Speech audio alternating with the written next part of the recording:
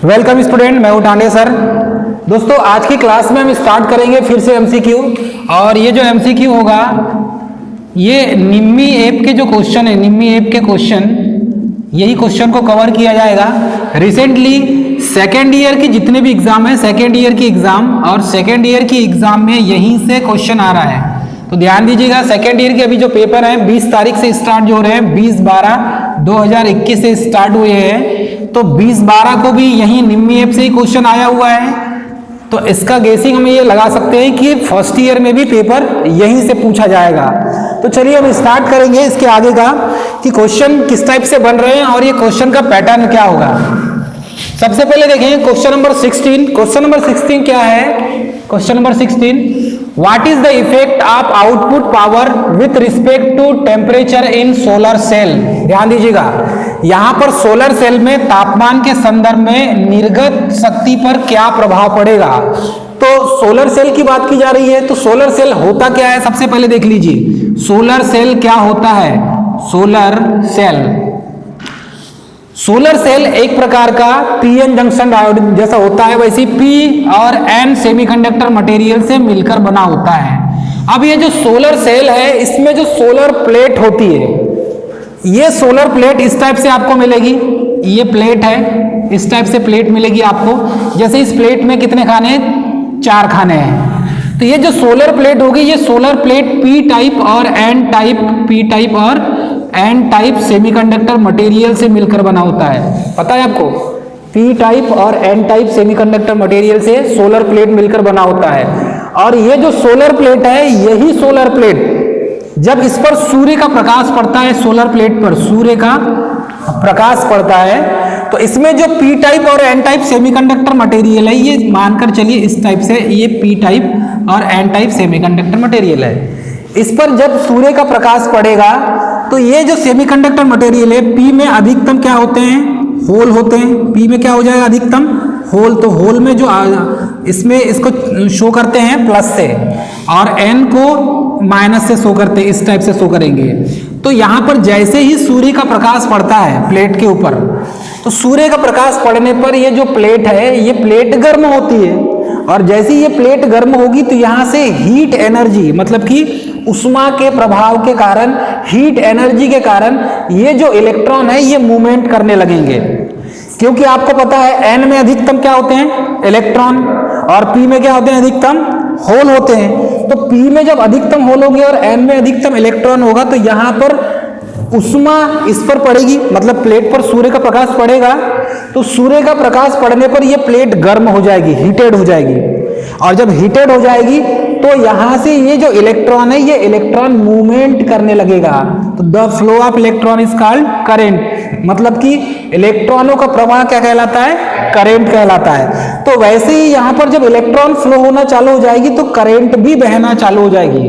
तो ये P type और एन टाइप सेमीकंडक्टर मटेरियल के कारण होता है। तो इसमें सिलिकॉन और जर्मेनियम 2 सेमीकंडक्टर मटेरियल का उपयोग किया जाता है। अब यहां पर हम देखेंगे 4 ऑप्शन दिया हुआ है। No effect of change in temperature, मतलब कि तापमान में कोई प्रभाव नहीं होगा। ये जो निर्गत शक्ति दिया हुआ है, इसका मतलब होता है आउटपुट पावर। क्या होता है? Output power. तो आउटपुट पावर पर क्या इफेक्ट होगा? सेकंड दिया है इंक्रीज इन टेम्परेचर, अर्थात कि तापमान में वृद्धि के साथ वृद्धि होगा। तो यहां पर देखिए टेम्परेचर का इफेक्ट तो पड़ता ही है, क्योंकि प्लेट गर्म होगी सूर्य की प्रकाश से, तो यहां पर ये टेम्परेचर अधिक होगा। जब ये गर्म हो जाएगा तो इससे इलेक्ट्रॉन इमिशन होने लगेगा, इलेक्ट्रॉन फ्लो होने लगेगा, तो उसके कारण करंट भी फ्लो होने लगेगी। तो यही चीज यहां पर देखना पड़ेगा। थर्ड दिया हुआ है तापमान में वृद्धि के साथ कमी। तो तापमान में वृद्धि के साथ कमी क्या हो सकता है? या तापमान में कमी के साथ कमी। अब इसमें 4 ऑप्शन में क्या आंसर आएगा यदि देखेंगे हम, तो यहां पर समझ में आ जाएगा। निर्गत शक्ति की बात की जा रही है। क्या बात की जा रही है? निर्गत शक्ति की। तो निर्गत शक्ति की बात करेंगे तो देखो यहां पर इसे और अच्छे से समझ सकते हैं आप। किस टाइप से? सोलर प्लेट जो होती है वो एक पीएन जंक्शन डायोड ही है, ऐसा पी और एन। ये मानकर चलिए यहाँ से जब आप सप्लाई देंगे, अर्थात कि यहाँ पर सूर्य का प्रकाश जब पड़ेगा इस प्लेट पर, तो ये जो है इलेक्ट्रॉन यहाँ पर, ये जो इलेक्ट्रॉन और ये जो होल है मतलब कि प्लस वाला, ये यहाँ से ऐसा इमिट होने लगेगा, मतलब इधर की ओर बढ़ने लगेगा, इस टाइप से बढ़ने लगेगा, इस टाइप से, ठीक है। कुछ इलेक्ट्रॉन इधर से मूवमेंट करने लगेंगे यहाँ के इलेक्ट्रॉन, और ऐसा होती हुए यहाँ से जो है करंट फ्लो होने लगेगी। तो ये जो सर्कुलेशन सिस्टम है, ये सर्कुलेशन सिस्टम मतलब इस टाइप से करंट का फ्लो होना चालू हो जाएगा। जब करंट का फ्लो इस टाइप से चालू होना हो जाएगा तो इसी को हम क्या करेंगे, बैटरी के द्वारा कनेक्ट कर देंगे। बैटरी के द्वारा क्या कर देंगे, इसे हम कनेक्ट कर देंगे। जब बैटरी से इसे कनेक्ट कर देंगे तो बैटरी को चार्ज करने लगेगा, और प्रत्येक सेल 0.5 वोल्ट उत्पन्न करता है। तो ये चार्ज होने लगेगी बैटरी, तो ये जो यहाँ पर जो आवेश है या चार्ज है या वोल्टेज जो है ये स्टोर होने लगेगा, और जब स्टोर होने लगेगा तो आपको रिटर्न में फिर इसी बैटरी का यूज कर सकते हैं पावर के लिए, कर सकते हैं कि नहीं। तो यहाँ पर यही बोला गया कि तापमान के संदर्भ में आउटपुट शक्ति का क्या प्रभाव पड़ेगा। तो इसका जो मेन पॉइंट यही होता है कि तापमान के साथ में कमी होता है और तापमान के साथ में ही वृद्धि होता है। देखो ये कैसे, यहां पर सूर्य का प्रकाश पड़ रहा है, सूर्य का प्रकाश पड़ेगा तभी यहां पर टेम्परेचर बढ़ेगा, और जब टेम्परेचर बढ़ेगा तो यहां पर करंट फ्लो ज्यादा होगी। समझ में आ रहा है आपको। जैसे कि बारिश के मौसम में ये जो सोलर प्लेट होती है ये कम वोल्टेज उत्पन्न करके देती है, क्योंकि वहां पर हीट एनर्जी बनती नहीं, उसमें उतना बनता नहीं। और जैसे गर्मी के समय में हीट एनर्जी ज्यादा होती है, सूर्य की ऊर्जा बहुत तेज होती है, तो प्रकाश तेज होने के कारण ये प्लेट ज्यादा गर्म होती है, तो इसकी इफिशियंसी अच्छी होती है और ज्यादा मात्रा में यह वोल्टेज उत्पन्न करके देता है। समझ में आ रहा है सभी को। अब यहां पर यही चीज बोला गया है कि 4 ऑप्शन में इसके आउटपुट वोल्टेज पर क्या प्रभाव पड़ेगा। भाई सूर्य का प्रकाश कम पड़ेगा तो आउटपुट वोल्टेज में कमी आ जाएगी, और सूर्य का प्रकाश ज्यादा पड़ेगा तो आउटपुट वोल्टेज में बढ़ोतरी हो जाएगी।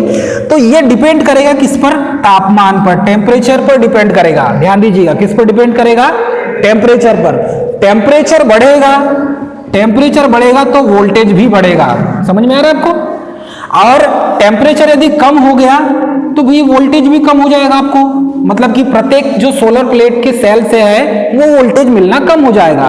तो इसका सही आंसर क्या हो जाएगा, तापमान में कमी के साथ कमी। क्लियर है, समझ में आया सभी को। चलिए नेक्स्ट क्वेश्चन देखेंगे हम।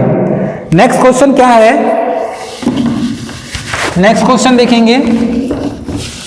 चलिए, what is the purpose of hydrometer is used during charging battery. मतलब कि जब हाइड्रोमीटर, इसमें बैटरी में आवेशन के समय में हाइड्रोमीटर का क्या उद्देश्य होता है। जब बैटरी चार्ज हो जाती है या बैटरी को आप चार्ज कर रहे हैं, मानकर चलिए कोई बैटरी है और इस बैटरी को आप चार्ज कर रहे हैं, क्या कर रहे हैं आप, इसको चार्ज कर रहे हैं। तो चार्ज के समय में आवेशन का मतलब ही होता है चार्जिंग के समय में, क्योंकि बैटरी को आवेशन करना मतलब कि उसे चार्ज कहना कहलाता है। तो बैटरी में आवेशन के समय हाइड्रोमीटर का क्या उद्देश्य है, हाइड्रोमीटर का क्या उद्देश्य है। तो ये जो हाइड्रोमीटर होता है, अभी रिसेंटली जब आपका प्रैक्टिकल हुआ था तो प्रैक्टिकल में भी हाइड्रोमीटर के बारे में पूछा गया था कि नहीं। तो हाइड्रोमीटर से हम क्या करते हैं, आपेक्षिक घनत्व ज्ञात करते हैं, आपेक्षिक घनत्व ज्ञात करते हैं। किसका, बैटरी में जो इलेक्ट्रोलाइट है उसका करते हैं। किसका करते हैं, बैटरी में जो इलेक्ट्रोलाइट है उसका आपेक्षिक घनत्व ज्ञात किया जाता है। अब ये जो आपेक्षिक घनत्व है इसकी कोई इकाई होती क्या, नहीं होती। तो बैटरी में आवेशन के समय में हाइड्रोमीटर का क्या उद्देश्य होगा। 4 ऑप्शन देखते हैं। चलो, हमें हाइड्रोमीटर के बारे में पता चल गया, आपेक्षिक घनत्व ज्ञात करता है ये। फर्स्ट ऑप्शन है एम्पियर हावर क्षमता निर्धारित करने हेतु। क्या हाइड्रोमीटर से एम्पियर क्षमता निर्धारित करते हैं। तो बैटरी में जो इलेक्ट्रोलाइट होता है, वैद्युत अपघट्य, उसी वैद्युत अपघट्य में उसकी आपेक्षिक घनत्व को ज्ञात करने के लिए हाइड्रोमीटर का उपयोग किया जाता है। और ये जो हाइड्रोमीटर होता है ये किसका बना होता है, किस टाइप से होता है। तो यहाँ पर आप देखेंगे हाइड्रोमीटर, तो हाइड्रोमीटर आपको इस टाइप से मिलेगा। देखिए मैं इसका सर्किट डायग्राम बना दे रहा हूँ। तो ये इस टाइप से आपको हाइग्रोमीटर मिलेगा, ये हाइग्रोमीटर है। और यहाँ पर इस टाइप से एक फ्लोट मिलेगा, क्लियर है, यहाँ पर 3 बैंड मिलेंगे, यहाँ पर 3 बैंड मिलेंगे। ये ऊपर से इस टाइप से कैप होगी, तो ये रबर का कैप होगा। यहाँ पर इसको पंपिंग करेंगे आप, यहाँ पर इलेक्ट्रोलाइट होगा और यहाँ पर कुछ पारा भरा होगा। ये फ्लोट है, ये तैरता है। तो ये फुल चार्जिंग की कंडीशन होती है सबसे ऊपर वाली, ठीक है। ये डिस्चार्ज की कंडीशन होती है और ये मिडिल वाला जो होता है ये हाफ चार्ज की कंडीशन होती है। तो ये इस टाइप से इसका यूज किया जाता है। फुल चार्जिंग के कंडीशन में आपको क्या मिलेगा? ग्रीन, ठीक है। डिस्चार्ज में रेड कलर और हाफ चार्ज में व्हाइट कलर मिलेगा आपको, व्हाइट कलर। क्लियर है? तो ये इस टाइप से आप इसको समझ सकते हैं। अब ये जो हाइड्रोमीटर है, यही हाइड्रोमीटर के बारे में यहाँ पर पूछा गया है कि जब आप उसको चार्ज करेंगे तो ये जो इलेक्ट्रोलाइट है जब चार्ज होगा तो हाइड्रोमीटर का क्या उद्देश्य होगा। 4 ऑप्शन देखेंगे तो एम्पियर आवर क्षमता निर्धारित करने हेतु, तो ये एम्पियर आवर क्या है भाई? बैटरी की कैपेसिटी है ना, बैटरी की कैपेसिटी। और बैटरी की कैपेसिटी को, उसकी क्षमता को कैसे ज्ञात करते हैं हम? उसकी इकाई क्या है? Ampere hour. सेकंड देखेंगे बैटरी वोल्टेज स्तर निकालने हेतु, तो बैटरी में वोल्टेज का लेवल क्या है ये हमें निकालना है। तो क्या ये निकालने के लिए यूज करते हैं इसका। नेक्स्ट है बैटरी का निरावेशित निकालने हेतु, तो निरावेशित मतलब कि जो डिस्चार्ज की कंडीशन है, मतलब कि access the discharge level of battery, तो बैटरी का डिस्चार्ज लेवल ज्ञात करने के लिए यूज किया जाता है क्या, ये भी देख सकते हैं। या फिर देखेंगे आप ऑप्शन इसमें डी लिखा हुआ है, determine the specific gravity of electrolyte, तो इसमें विद्युत अपघट्य का विशिष्ट गुरुत्व निर्धारित करने हेतु, तो विशिष्ट गुरुत्व निकालने के लिए यूज किया जाता है क्या? बिल्कुल सही, क्योंकि आपेक्षिक घनत्व को इसको स्पेसिफिक ग्रेविटी भी कहा जाता है। क्या कहते हैं इसे? Specific gravity. तो ये जो स्पेसिफिक ग्रेविटी है ज्ञात करने के लिए इसका उपयोग किया जाता है। अब देखिए यहां पर 2 चीज मैं बताना चाहूंगा आपको, एक होता है हाइग्रोमीटर और एक होता है हाइड्रोमीटर। ये है हाइग्रोमीटर, ध्यान दीजिए, एक होता है हाइग्रोमीटर और दूसरा होता है हाइड्रोमीटर। तो ये जो हाइड्रोमीटर होता है ये आपेक्षिक घनत्व ज्ञात करने में किया जाता है। तो हाइड्रोमीटर को आपेक्षिक घनत्व ज्ञात करने में यूज करते हैं, और ये जो हाइग्रोमीटर है ये आर्द्रता मापने के लिए यूज करते हैं, आर्द्रता मापने के लिए। तो ये दोनों में अंतर है, एक आपेक्षिक घनत्व के लिए, आपेक्षिक घनत्व के लिए, और हाइड्रोमीटर जो है आपेक्षिक घनत्व ज्ञात करने के लिए, और हाइग्रोमीटर आर्द्रता मापने के लिए। ये दोनों में डाउट होता है तो आप ये दोनों को याद रखेंगे, ठीक है। तो ये इसका सही आंसर क्या हो जाएगा? हाइड्रोमीटर का क्या उद्देश्य होगा? ऑप्शन डी इसका सही होगा, determine the specific gravity of electrolyte, अर्थात कि विद्युत अपघट्य का विशिष्ट गुरुत्व निर्धारित करने हेतु। तो ये ऑप्शन डी इसका सही होगा। Clear student? नेक्स्ट क्वेश्चन हम देखेंगे। नेक्स्ट क्वेश्चन देखेंगे हम। नेक्स्ट क्वेश्चन क्या है कि फैराडे के विद्युत अपघटन के प्रथम नियम का सूत्र क्या है, मतलब कि क्वेश्चन नंबर कौन सा है ये? What is the formula for Faraday's first law, मतलब ये जो फर्स्ट लॉ है फैराडे का जो प्रथम नियम है, फैराडे का विद्युत अपघटन का नियम, और विद्युत अपघटन के नियम का फार्मूला क्या है, इसका सूत्र क्या है पता है? ये कई बार एग्जाम में पूछा गया और इसके पहले भी रिपीट किए हैं, मोस्ट इंपॉर्टेंट क्वेश्चन और आता ही है ये। मैंने आपको इसका जो रिलेशन है ये बताया था, M is proportional to Q। तो ये जो मॉस है, मॉस मतलब क्या होता है? द्रव्यमान। मॉस मतलब द्रव्यमान, और ये क्या हो जाएगा? आवेश, मतलब कि चार्ज। तो किसी पदार्थ का जो द्रव्यमान है वो उसके आवेश के क्या होता है? प्रोपोर्शनल में होता है, अनुक्रमानुपाती होता है, ठीक है। अब ये जो Q का जो फार्मूला है, Q is equal to IT होता है, ये फार्मूला सभी को पता रहना चाहिए। अब ये फार्मूला यदि आपको याद नहीं है तो फिर इसका रिलेशन नहीं बना सकते आप, या तो फिर आपको ये जो फार्मूला है याद रखना पड़ेगा, तभी आपको याद रहेगा ये, तभी सही आंसर लगा सकते हैं। अब ये M इज प्रोपोर्शनल टू क्या है? Q, और Q की जगह क्या है? IT है। क्लियर है? इतना समझ में आ रहा है? अब यही समानुपाती को, अनुक्रमानुपाती को, प्रोपोर्शनल को आप हटाएंगे तो क्या आ जाएगा इसकी जगह? कोई कांस्टेंट आएगा, नियतांक जिसे कहते हैं। भाई कोई नियतांक लगाना पड़ेगा ना आपको, तो नियतांक क्या लगाएंगे आप? m is equal to ZIT।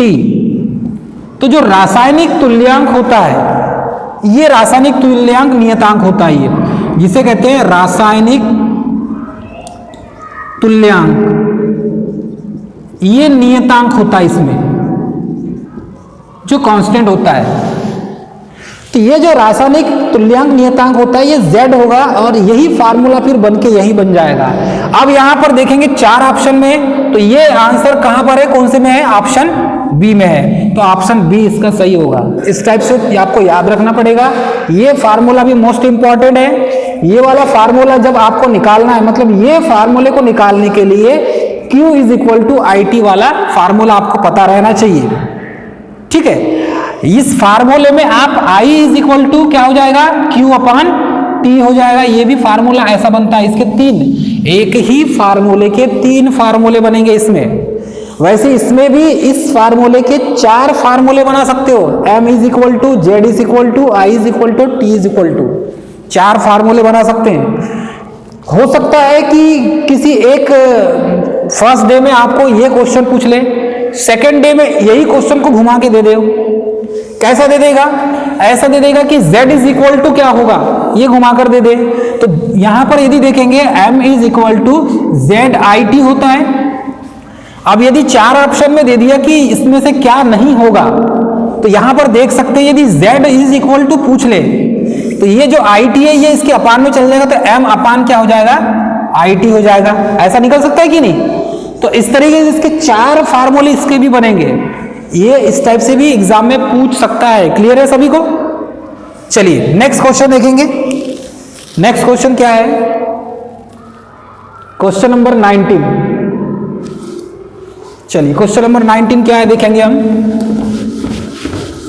Question number 19 में लिखा हुआ है which is used an electrolyte in lead acid battery, अर्थात कि यहां पर बोला गया है सीसा अम्ल सेल में विद्युत अपघट्य की तरह क्या उपयोग किया जाता है। अब इसमें क्या उपयोग करेंगे? देखो यहां पर सीसा अम्ल बैटरी बोला गया है, लेड एसिड बैटरी। आपको टिक करना है यहां पर लेड एसिड बैटरी के बारे में, ध्यान दीजिएगा। क्या? Lead acid battery, question number 19। और ये जो निम्मी के क्वेश्चन है, जितने भी निम्मी एप के जो क्वेश्चन है, या इसे बोल सकते हैं भारत स्किल ऐप के जो क्वेश्चन है, ये क्वेश्चन ही बार बार रिपीट हो रहे हैं। यही क्वेश्चन के आंसर आपको याद रहना चाहिए, और ये एग्जाम में पूछे जा रहे हैं। जितने भी सेकेंड ईयर की भी एग्जाम हो रही है, सेकेंड ईयर की एग्जाम जो 20/12/2021 से जो एग्जाम हो रही है, रिसेंटली कल जो पेपर हुआ है, पूरे क्वेश्चन 18 से 20 क्वेश्चन यही भारत स्किल ऐप से आए हुए हैं। तो आपको ये बिल्कुल इसके PDF आपको निकालना है, ये इसका प्रिंट आउट निकालना है और इसकी तैयारी करना है। और तैयारी करना ही पड़ेगा। पूरे क्वेश्चन को याद कर लीजिए आप। यदि आपको स्टेप से याद नहीं होता तो पूरे क्वेश्चन को याद कर लीजिए, आंसर क्या क्या आएगा इसका, ठीक है। तो या तो फिर मैं जो कॉन्सेप्ट समझा रहा हूं, इसके कॉन्सेप्ट पर बेस पर यदि आप आंसर याद रख सकते हैं तो बहुत अच्छी बात है। चारों ऑप्शन को समझा दें तो उसमें इसका आंसर क्या बनेगा? कॉन्सेप्चुअल। क्योंकि इलेक्ट्रिकल में कभी क्वेश्चन का आंसर याद नहीं करते। आपको 4 ऑप्शन के कॉन्सेप्ट पता होना चाहिए, ऑटोमेटिकली आंसर क्या होगा ये पता चल जाएगा कि 4 ऑप्शन दिए हुए हैं और चारों आंसर उसमें ऑप्शन में क्या क्या दिया हुआ है। तो इस तरीके से पता लगा सकते हैं आप, ठीक है।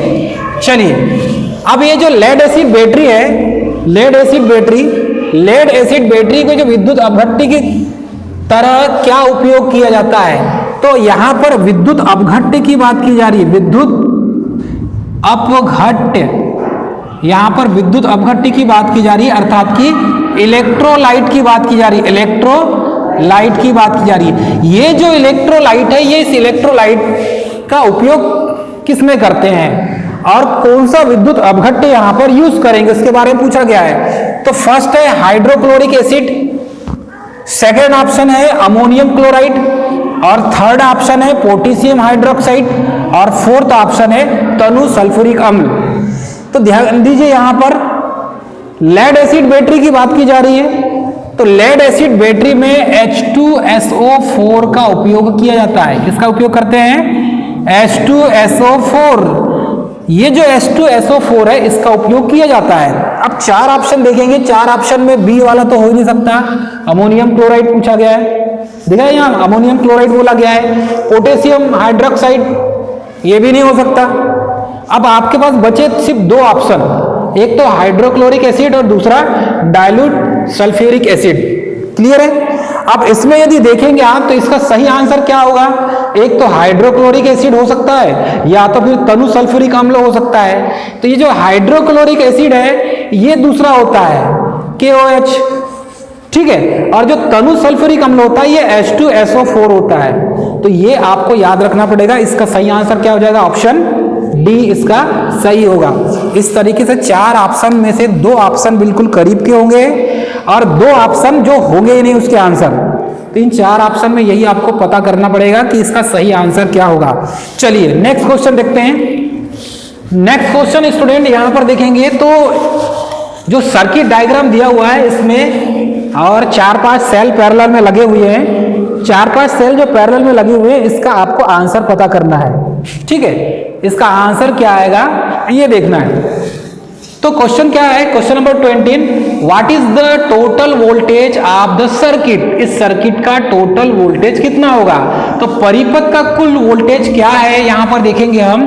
तो यहां पर देखो सेल 1, सेल 2, ये दूसरा cell, cell 1, cell 2, cell 3, cell 4, cell 5, cell 6, मतलब 6 सेल यहां पर कनेक्ट हैं। अब ये जो 6 सेल कनेक्ट हैं ये पैरेलल में कनेक्ट हैं, पैरेलल में कनेक्ट हैं। तो पैरेलल में कनेक्ट हैं तो इसका आंसर कितना बनेगा? चलिए ये आपके लिए होमवर्क है, कमेंट सेक्शन में जाके कमेंट कर सकते हो या तो फिर आप इसको आंसर बताना है तो आंसर बता सकते हो आप। क्या होगा इसका सही आंसर? कितना होगा? 1.5 वोल्ट। तो 1.5 वोल्ट क्यों होगा? क्यों होगा 1.5 वोल्ट क्यों होगा? देखिए यहां पर क्या बोला है, what is the total voltage of the circuit, मतलब परिपथ का कुल वोल्टेज क्या होगा। और परिपथ का जो कुल वोल्टेज है पैरेलल में वोल्टेज क्या होता है और सीरीज में वोल्टेज क्या होता है, ये याद रखना पड़ेगा। तो सीरीज में और पैरेलल में किसी भी सेल को आप सीरीज में जोड़ते हैं तो वोल्टेज क्या होता है? बढ़ता है, सीरीज में जोड़ो तो किसी भी सेल को यदि हम सीरीज में जोड़ते हैं, सीरीज में यदि जोड़ेंगे हम तो सीरीज में जोड़ने पर वोल्टेज क्या हो जाएगा? बढ़ेगा। और पैरेलल में जोड़ने पर, पैरेलल में जोड़ने पर वोल्टेज क्या रहेगा? कांस्टेंट रहेगा। तो इसका आंसर क्या हो जाएगा? क्योंकि ये जो है ये प्रत्येक जो सेल है उसका वोल्टेज लिखा हुआ है यहां पर, इसको स्पष्ट रूप से दिख नहीं रहा है।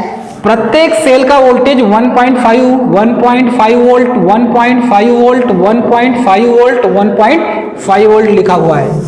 तो यहां पर जो टोटल वोल्टेज आएगा ये टोटल वोल्टेज भी कितना आएगा?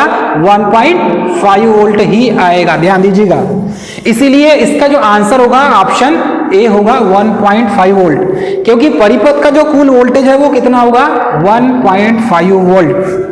क्योंकि यहां पर जितने भी सेल हैं सबका जो वोल्टेज है वो कितना है? 1.5 वोल्ट है। यदि किसी एक सेल का भी वोल्टेज चेंज हो जाए, मानकर चलिए कि फर्स्ट जो सेल है उसका वोल्टेज 2.5 वोल्ट दे दे और बीच में बाकी सबका 1.5 वोल्ट दे दे, तो फिर ये 1.5 वोल्ट नहीं आएगा, फिर चेंज हो जाएगा। याद रखिएगा क्या हो जाएगा? चेंज हो जाएगा वोल्टेज। तो ये चीज तो आपको याद रखना है। टोटल वोल्टेज की बात किया जा रहा है और सभी सेल का जो वोल्टेज है वो इक्वल है, एक समान है, एक जैसे हैं, इसीलिए ये इसका आंसर 1.5 वोल्ट होगा। क्लियर है सभी स्टूडेंट को? चलिए नेक्स्ट क्वेश्चन देखेंगे हम। नेक्स्ट क्वेश्चन क्या है? What is the outcome? चलिए इसको आगे बढ़ाते हैं। What is the outcome at the positive plate after the chemical reaction in lead acid battery during charging? अर्थात कि देखो कितने सबसे ज्यादा क्वेश्चन कहां से बन रहे हैं, लेड एसिड बैटरी से बन रहे हैं। सबसे ज्यादा क्वेश्चन कहां से बन रहे हैं, लेड एसिड बैटरी से सबसे ज्यादा क्वेश्चन बन रहे हैं यहां से, इस टॉपिक से। तो ये जो टॉपिक है, इस टॉपिक को अपने बुक में भी पढ़िए, बहुत अच्छे से पढ़िए, क्योंकि ये मोस्ट इंपॉर्टेंट चैप्टर है। और मोस्ट इंपॉर्टेंट चैप्टर का मोस्ट इंपॉर्टेंट ये जो लेड एसिड बैटरी, यहां से क्वेश्चन ज्यादा बनते हैं। तो सीसा अम्ल सेल की आवेशन की रासायनिक क्रिया के दौरान धनात्मक प्लेट पर क्या आएगा, मतलब क्या होगा उसमें धनात्मक प्लेट पे। अब यदि हम इसके बारे में देखेंगे तो यहां पर देखने में मिलेगा आपको, फर्स्ट दिया है स्पंज लेड। फर्स्ट क्या दिया है, स्पंज लेड। पॉजिटिव प्लेट की बात की जा रही है यहां। तो सबसे पहले ये याद रखना है आपको कि पॉजिटिव प्लेट, जो लेड एसिड बैटरी का जो पॉजिटिव प्लेट है वो काहे का बना होगा, उस पर क्या प्रभाव पड़ेगा, यही पूछा है। तो फर्स्ट है स्पंज लेड। ये तो स्पॉन्ज लेड लिखा है, मतलब कि लेड का ही बना हुआ जो है वो प्लेट होगा।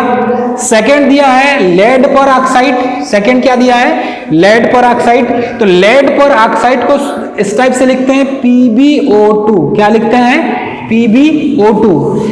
थर्ड दिया हुआ है लेड सल्फेट, तो PbSO4 दिया है। सल्फेट को SO4 लिखा जाता है और लेड को Pb लिखा जाता है, याद रखिएगा, ठीक है।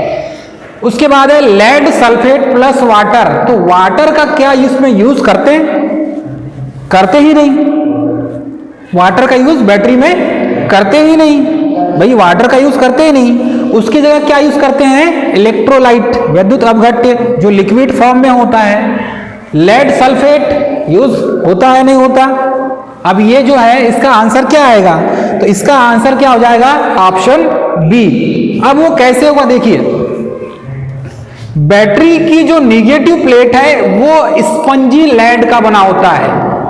किसका बना होता है, स्पंजी सीसा या स्पंजी लेड का बना होता है। तो बैटरी का नेगेटिव सिरा स्पंजी लेड का बना होता है और पॉजिटिव जो प्लेट है ये बना होता है लेड पर ऑक्साइड। किसका बना होता है, लेड पर ऑक्साइड का बना होता है, ये याद रखेंगे।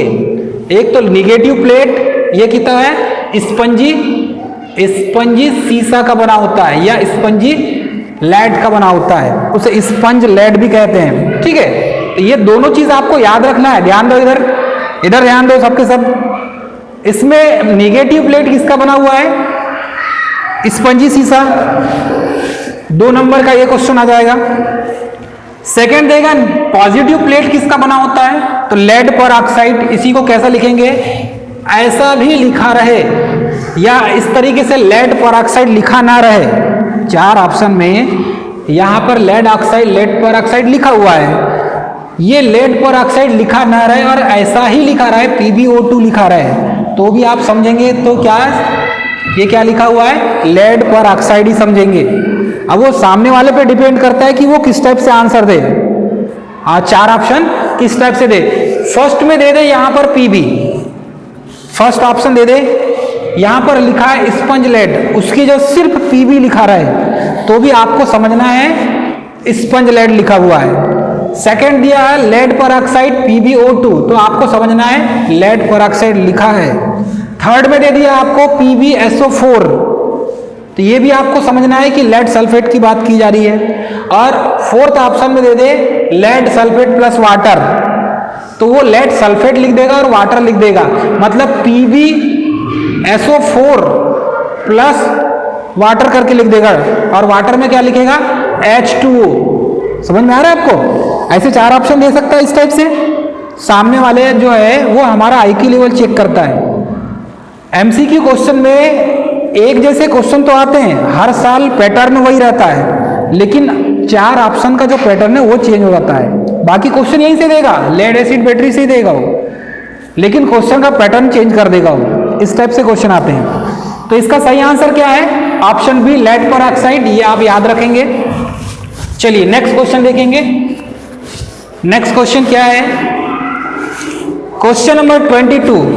क्वेश्चन नंबर 22 में क्या है, why the went plug is keeped open during charging of battery, अर्थात कि बैटरी के आवेशन के दौरान वेंट प्लग को खुला क्यों रखा जाता है? अब ये वेंट प्लग की बात की जा रही, भाई ध्यान दीजिए। किसकी बात कर रहे हैं भाई साहब हम? Went plug. वेंट प्लग मतलब कि ये ऐसा कैप है जो बैटरी के ऊपर लगा रहता है, जहां से इलेक्ट्रोलाइट को डाला जाता है, जहां से गैस निकलती है।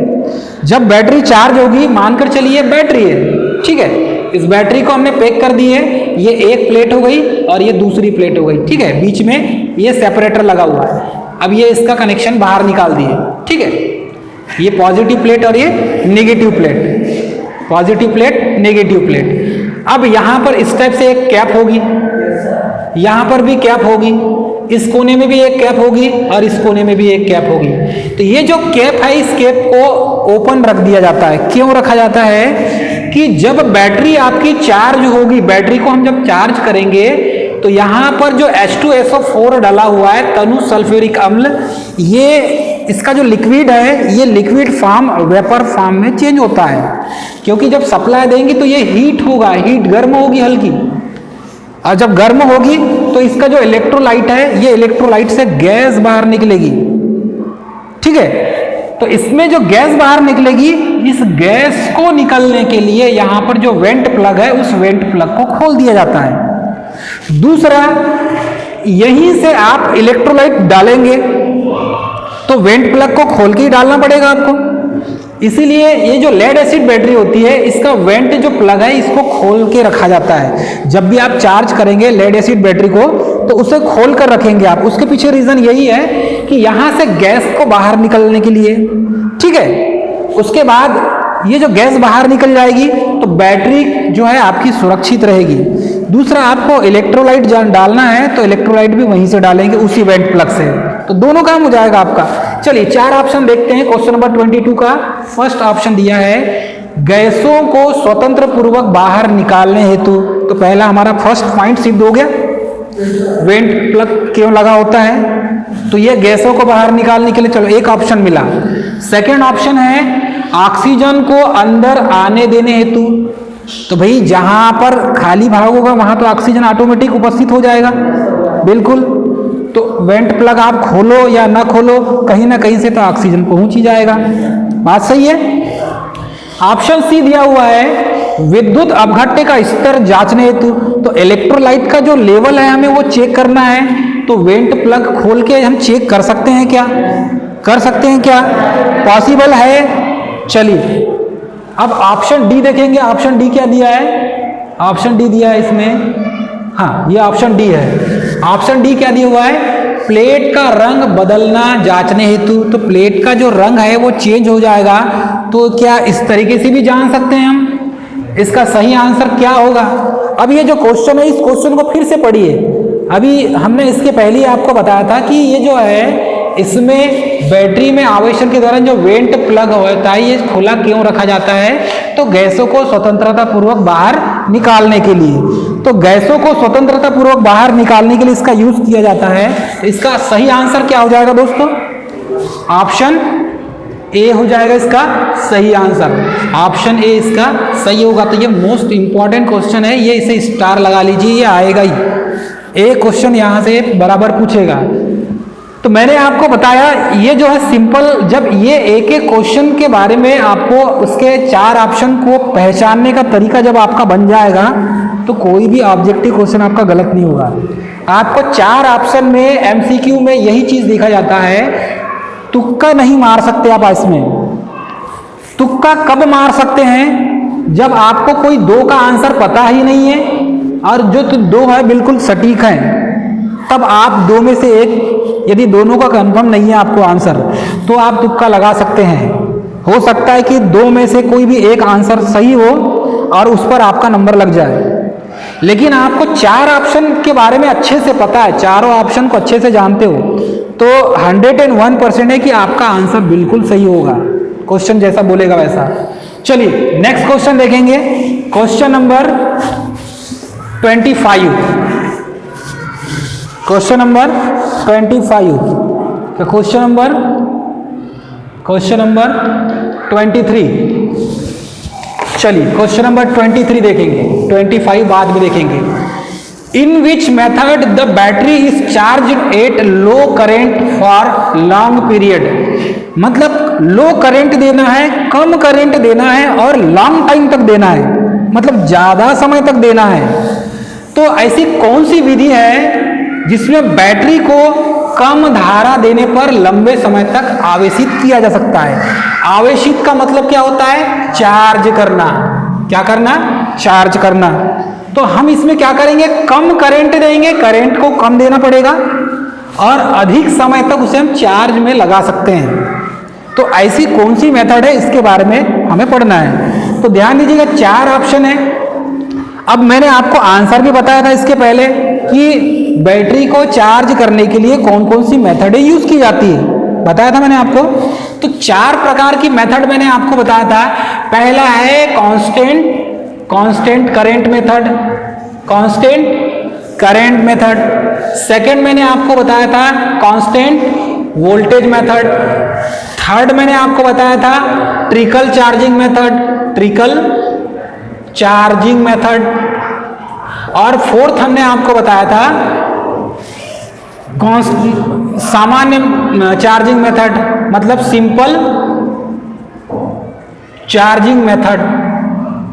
तो ये 4 प्रकार की मेथड हमने आपको बताया था। ये 4 प्रकार की मेथड में हमें पता था कांस्टेंट करंट देंगे तो भी बैटरी चार्ज होगी, लेकिन उसका ड्यूरेशन जो है लंबे समय तक उसे चार्ज नहीं कर सकते। सेकंड हमने बताया था आपको कांस्टेंट वोल्टेज मेथड, तो इसको भी ज्यादा लंबे समय तक बैटरी को चार्ज इसके लिए भी इस मेथड के द्वारा नहीं कर सकते। अब बता, यहां पर मेन है क्वेश्चन, ये third point trickle charging method. तो ये जो बचा हुआ है, ये जो मेथड है, ये मेन मेथड होती है जिसमें बैटरी को लंबे समय तक चार्ज कर सकते हैं। तो ट्रिकल चार्जिंग मेथड एक ऐसी मेथड होती है जिसमें बैटरी को लंबे समय तक चार्ज किया जा सकता है। और यही मेथड का जो उपयोग है कहां करते हैं पता है आपको? इसी मेथड का उपयोग कहां किया जाता है, किसी को पता है? इस मेथड का उपयोग जितने सब स्टेशन मिलेंगे जहां पर बैटरी चार्जिंग रूम होते हैं, बड़े बड़े transmission sub station, distribution sub station, जहां से circuit breaker, switch gear, isolator, इन सभी को कंट्रोल करने के लिए, सभी को ऑन ऑफ करने के लिए, कंट्रोल करने के लिए एक कंट्रोल रूम होता है। और इस कंट्रोल रूम में कंट्रोल पैनल होते हैं और वही कंट्रोल पैनल से हम क्या करते हैं? Isolator, switch gear, circuit breaker, ठीक है, और इन सभी जितने भी इक्विपमेंट है इनको कंट्रोल करते हैं। सर्किट को ऑन ऑफ करने के लिए यूज किया जाता है, ठीक है। तो ये जो चीज है, इन चीजों को यहां पर ट्रिकल चार्जिंग मेथड का यूज करके यहां पर बैटरी की आवश्यकता होती है। तो जितने भी आइसोलेटर है, सर्किट ब्रेकर है, स्विच गियर है, आइसोलेटर्स हैं, इनको डीसी सप्लाई देके चालू और बंद किया जाता है। ध्यान से देखिए, इधर ध्यान सुनिए, डीसी सप्लाई देकर चालू और बंद किया जाता है। तो कोई भी टाइम उसको चालू और बंद करना पड़ेगा। जब आपके पास पावर नहीं है, लाइट चले गई या फीडर में कनेक्शन नहीं है, तब भी आपको चालू और बंद करना पड़ेगा कि नहीं? तो आपके पास डीसी सप्लाई कंटिन्यू चाहिए। कंटिन्यू का मतलब कि हमेशा के लिए आपकी बैटरी चार्ज चाहिए, और नहीं तो फिर आपके आइसोलेटर, स्विच गियर वगैरह ये चालू ही नहीं होंगे, ओपन क्लोज नहीं कर सकते आप, क्योंकि बैटरी चार्ज नहीं रहेगी तो पावर मिलेगा क्या? नहीं मिलेगा। इसलिए सब स्टेशन में जाओगे ना आपको, तो नीचे में केबल बिछे हुए मिलेंगे आपको, और उन्हीं केबल से डीसी सप्लाई आता है कंट्रोल रूम से। कंट्रोल रूम में आपने बटन दबा दिया, आइसोलेटर खुल जाएगा उधर, आपने फिर बटन दबाया, सर्किट ब्रेकर खुल जाएगा आपका, आपने फिर बटन दबाया, कंट्रोल रूम से आइसोलेटर लग जाएंगे आपके, कनेक्शन चेंज हो जाएगा।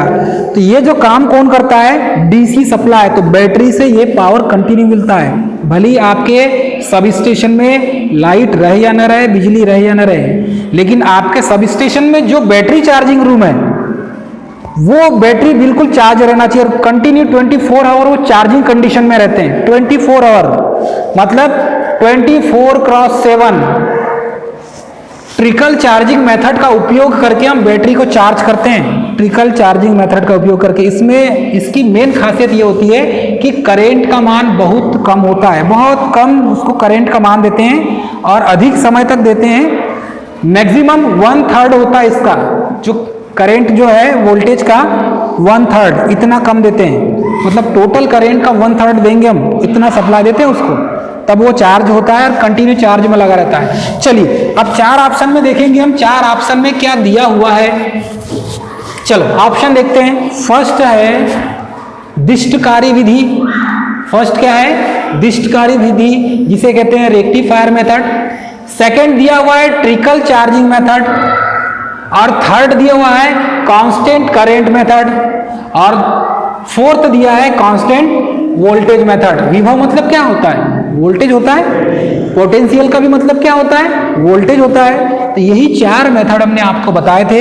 यही 4 मेथड जो है, कभी भी यदि एग्जाम में पूछा जाता है कि बैटरी को कौन से सप्लाई से चार्ज किया जाता है, तो क्या बताएंगे आप? डीसी सप्लाई से।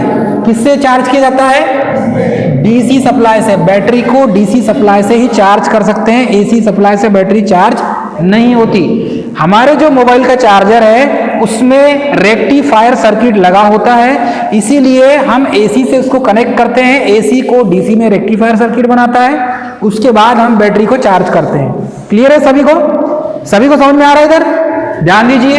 तो इसका सही आंसर क्या हो जाएगा?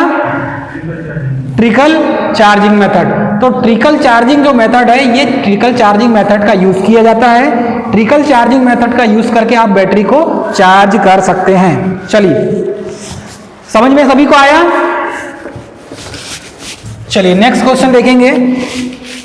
नेक्स्ट क्वेश्चन है हाउ, क्वेश्चन नंबर 24, ध्यान दीजिए।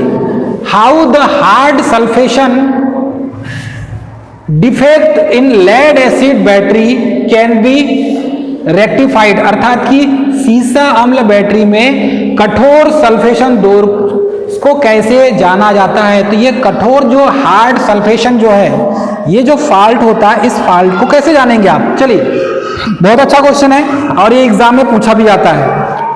चलिए 4 ऑप्शन देखेंगे। सबसे पहले तो फर्स्ट ऑप्शन दिया हुआ है, मोस्ट इंपॉर्टेंट क्वेश्चन है, ये एग्जाम में पूछा जाता है। फर्स्ट ऑप्शन दिया हुआ है। फर्स्ट ऑप्शन क्या दिया हुआ है? देखो, कठोर सल्फेशन की बात की गई। इसमें कठोर सल्फेशन का मतलब क्या होता है? ये सल्फेशन दोष कब पैदा होता है, इसके बारे में आपको पता रहना चाहिए। चलिए सबसे पहले तो देखेंगे फर्स्ट ऑप्शन, नए विद्युत अपघटित से बदलकर, मतलब कि जो ओल्ड जो इलेक्ट्रोलाइट होगा, ओल्ड इलेक्ट्रोलाइट बैटरी के अंदर ओल्ड इलेक्ट्रोलाइट जो डला हुआ है उसे हटाकर नया इलेक्ट्रोलाइट डालेंगे, तब होगा क्या? मतलब इस सल्फेशन को दूर करने का उपाय पूछ रहा है इस क्वेश्चन में। सेकंड ऑप्शन दिया हुआ है नए इलेक्ट्रोड से बदलकर, क्या इस बैटरी का नया इलेक्ट्रोड ही चेंज कर दें? मानकर चलिए ये बीच में सेपरेटर है, ये एक प्लेट है, ये दूसरी प्लेट है। अब ये दोनों प्लेट में एक पॉजिटिव और ये दूसरा एक नेगेटिव है।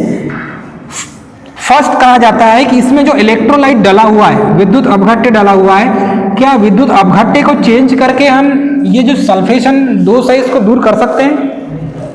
सेकंड दिया हुआ है, क्या ये जो प्लेट लगी हुई है, ये जो प्लेट्स हैं, ये प्लेट्स को बदलकर चेंज कर सकते हैं?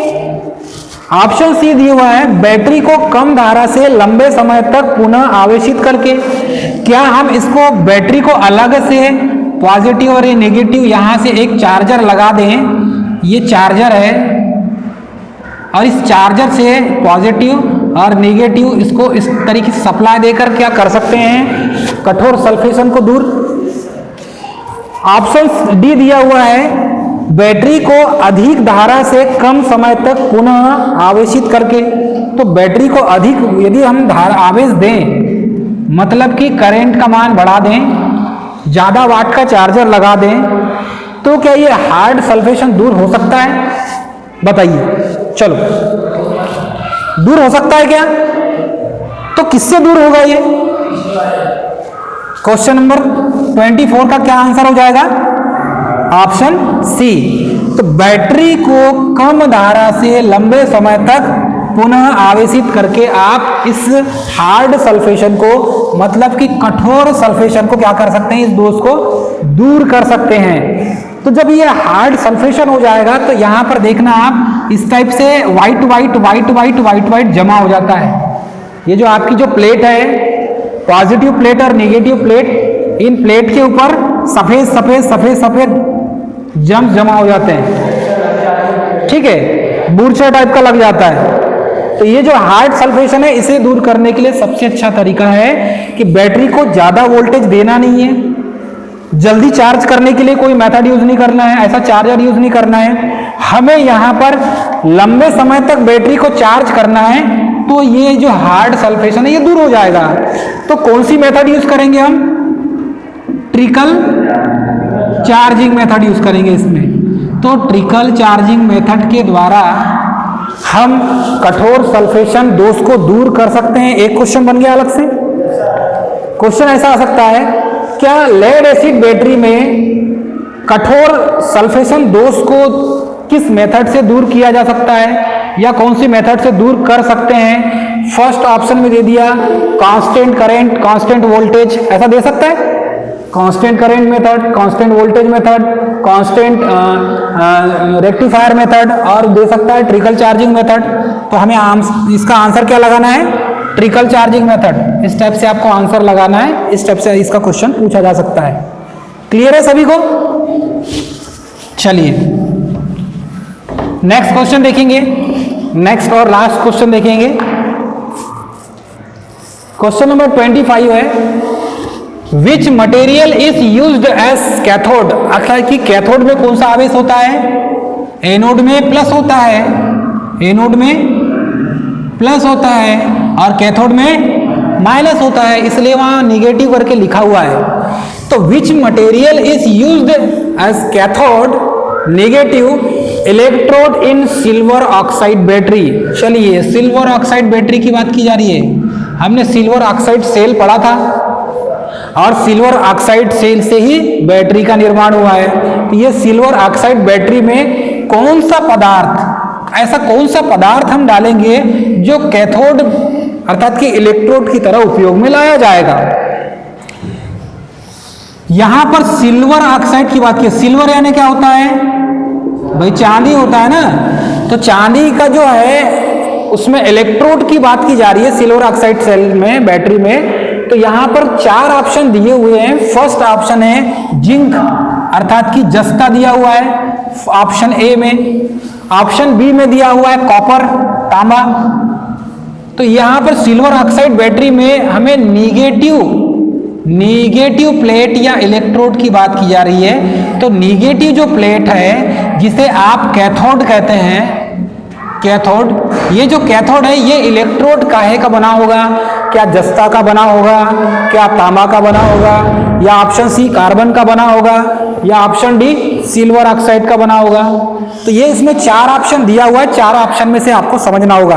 तो इसका सही आंसर क्या हो जाएगा? सही आंसर क्या हो जाएगा? सिल्वर ऑक्साइड होगा या कार्बन होगा या कॉपर होगा या जिंक होगा? जिंक होगा। क्या हो जाएगा? जिंक हो जाएगा। तो ये इसका सही आंसर जिंक होगा। कोई स्टूडेंट सिल्वर ऑक्साइड लगा कर आएंगे, कई स्टूडेंट सिल्वर ऑक्साइड लगा के आएंगे। तो ध्यान दीजिएगा सिल्वर ऑक्साइड कब लगेगा? जब यहाँ पर पॉजिटिव प्लेट के बारे में पूछा जाए, ठीक है। नेगेटिव की बात की जा रही है तो ये जिंक का बना होगा, ध्यान दीजिएगा, ठीक है। इसका सही आंसर क्या हो जाएगा? क्या हो जाएगा? जस्ता। क्या हो जाएगा इसका? जस्ता हो जाएगा। ऑप्शन ए इसका सही होगा। या इसका सिल्वर ऑक्साइड की कंडीशन दूसरी होगी तब आप इसको लगाएंगे। तो दोस्तों ये था 25 क्वेश्चन और यहाँ से ही 20-12-2021 20-12-2021 को जो क्वेश्चन पूछे जा रहा है सेकेंड ईयर का, यहीं से क्वेश्चन पूछा जा रहा है। अर्थात कि भारत स्किल के पीडीएफ से ही ऐप से क्वेश्चन पूछा जा रहा है। तो आपको तैयारी यहीं से करना है क्योंकि यहीं से पूरे क्वेश्चन कवर किए जा रहे हैं। चलो लास्ट क्वेश्चन है क्वेश्चन नंबर 26। ये आपके लिए होमवर्क है, इसका आंसर आपको बताना होगा। क्वेश्चन दिया हुआ है what is the electrochemical equivalent, जिसे कहते हैं ECE ऑफ सिल्वर, मतलब चांदी का विद्युत रासायनिक तुल्यांक कितना है? 4 ऑप्शन दिया हुआ है 0.001182 मिलीग्राम पर कुलाम, 0.01182 मिलीग्राम पर कुलाम, या 0.1182 मिलीग्राम पर कुलाम, या 1.1182 मिलीग्राम पर कुलाम। अब ये चांदी का दिया हुआ है तो इसका आंसर क्या हो जाएगा? ऑप्शन डी, क्योंकि 1.11 मिलीग्राम पर कूलम, ये इसका सही आंसर होगा दोस्तों। और ये एग्जाम में मोस्ट इंपॉर्टेंट क्वेश्चन है, ये पूछा जाता है, ये कंपटीशन एग्जाम में पूछा गया, कई बार ये क्वेश्चन पूछा गया है कि जो आपके सिल्वर का ECE कितना होता है, सिल्वर का ECE कितना होता है। तो ध्यान दीजिएगा, सिल्वर का ECE कितना होगा 1.1182। तो कैसा याद रखेंगे 1182, क्या याद रखेंगे 1182 याद रखेंगे, सामने 1 पॉइंट तो आप लगा ही सकते हो, ठीक है, इस टाइप से आप याद रखेंगे। तो 26 का आंसर क्या हो जाएगा, ऑप्शन डी। क्लियर है स्टूडेंट।